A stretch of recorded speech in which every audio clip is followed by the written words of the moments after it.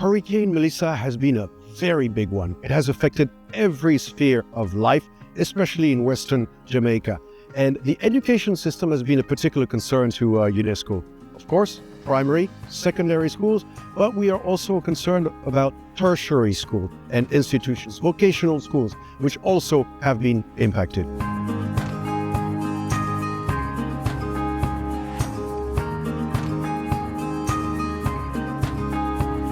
Concern again is really the impact, on our students in terms of material possession.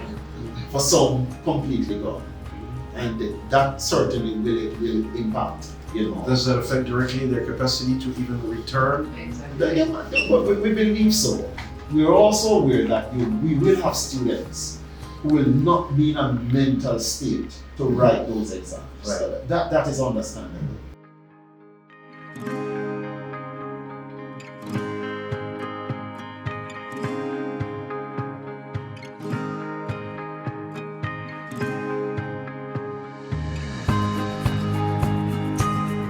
Why do you prefer to be here than home? Because the university is not reopened yet. Yes, it's better here than at home, honestly, because there is electricity here that recently came. I have water here, and it's comfortable.